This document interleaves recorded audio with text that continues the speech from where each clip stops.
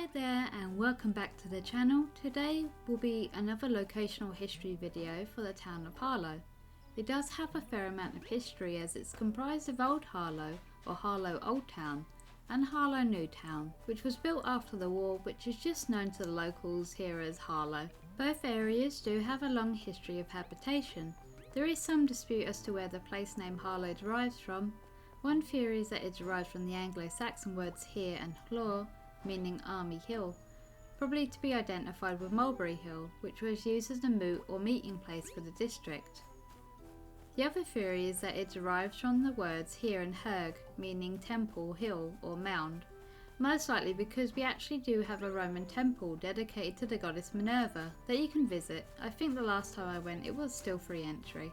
An organised field walk in the late 1990s indicates that most of the area, some 80 hectares, produced worked flint from the Neolithic to the Bronze Age, with a little bit of the Mesolithic.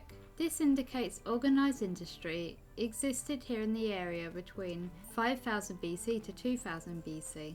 The deposits are so large and dispersed that any major archaeological work in the area will have to take this into consideration before any groundwork is started.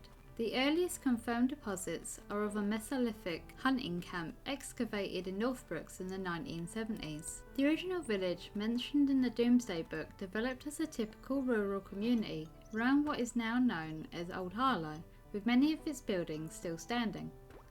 This includes, for instance, the Grade II listed St Mary's Church in Churchgate Street. Its former chapel stands in ruins, currently out in a field, which was once in the Harlowbury Abbey, part of Old Harlow, and is Grade I listed as well as a scheduled ancient monument, and the former manor of Harlowbury lies immediately to the northeast of the town. It was at one point a seat of the Addington family. Here in the United Kingdom, a scheduled monument is a nationally important and archaeological site of historic building, given protection against unauthorised changes. Kingsmore House on Parringdon Road is also a Grade II listed building and dates from the 18th century. It was built as a gentleman's residence and owned by local families including the Risdon, Hoblon and Todhunter families. It was later used as a private school and council offices before falling derelict. It has since been restored though and converted into residential apartments. Old Harlow, as I mentioned, is a historic village founded by the early medieval age, and most of its high street buildings are early Victorian residential, mostly protected by one of the conservation areas in the district. Harlow New Town was one of several towns to be built around a pre-existing village, and was designated a new town on the 25th of March 1947. It was one of several new towns built under the New Towns Act of 1946, passed after World War II to ease overcrowding in London and the surrounding areas due to the devastation caused by the bombing during the Blitz. The master plan for Harlow was drawn up in 1947 by Sir Frederick Gibbard, and the town was planned from the outset and designed to respect the existing landscape.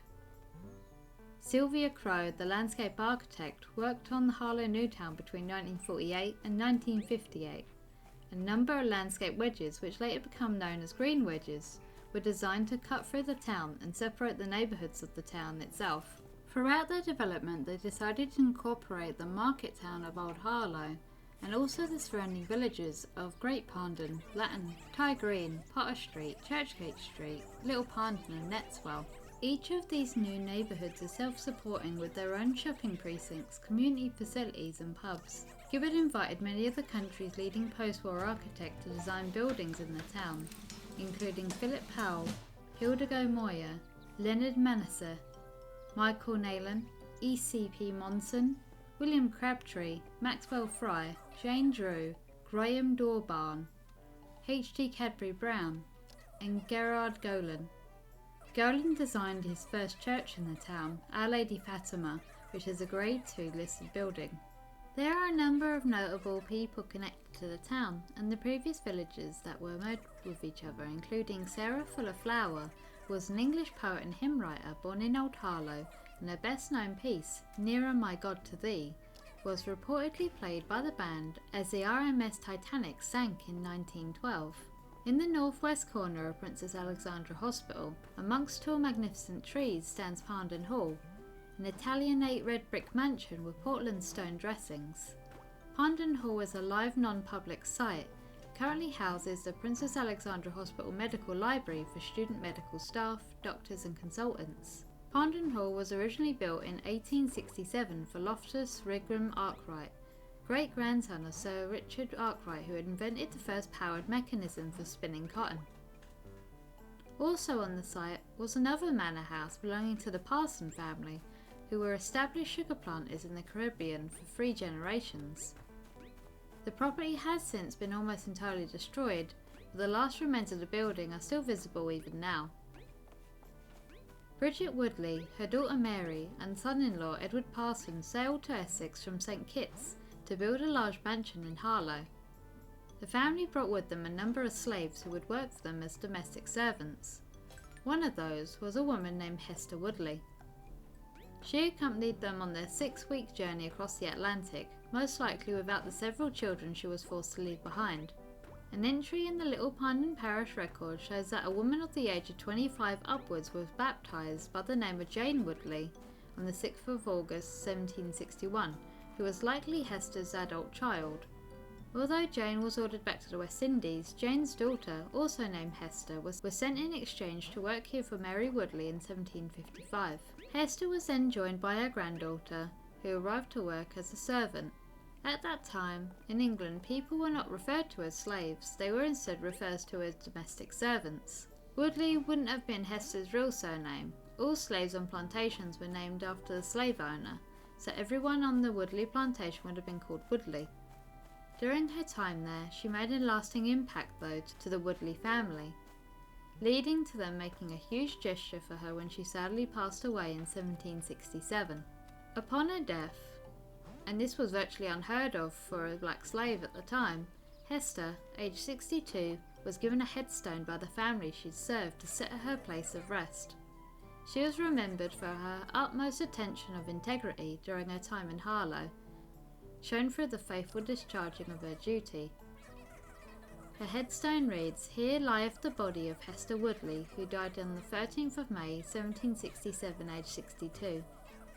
This stone was erected by John Woodley Esquire of Cork Street, London, as a grateful remembrance of her faithfully discharging her duty with the utmost attention and integrity in the service of his late mother, Mrs. Bridget Woodley, to whom she belonged during her life, and after her death to her daughter, Mrs. Mary Woodley, by virtue of a reciprocal agreement between the said Bridget Woodley and her son John Woodley, whose property she would otherwise have been at her decease."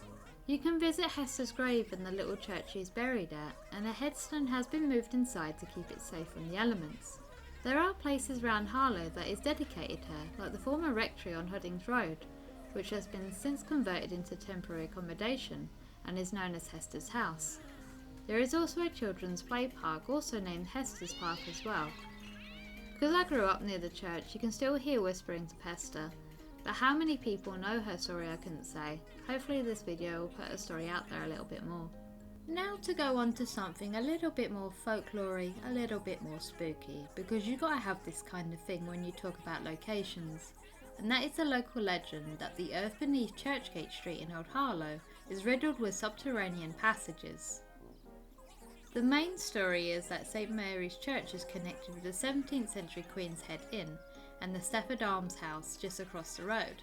In around 1600, before the buildings become the almshouse, a priest is supposed to have lived there and that he'd built a chapel in the basement. When conversion work was being carried out in the 1970s, traces were found suggesting tunnels leading to the Churchgate Hotel, built around the 17th century chantry, the Harlowbury Manor, and the now demolished Marks Hall, which had once belonged to the Arkwright family we'd mentioned earlier, who had also owned Parndon Hall, and it had sat behind St Mary's Church. And that brings us to the end of the video. Thank you so much for watching. There are other notable connections in Harlow, like Florence Nightingale, whose mother Frances had a family connection to Parndon Hall as well, and would visit, but I think we may have run out of time.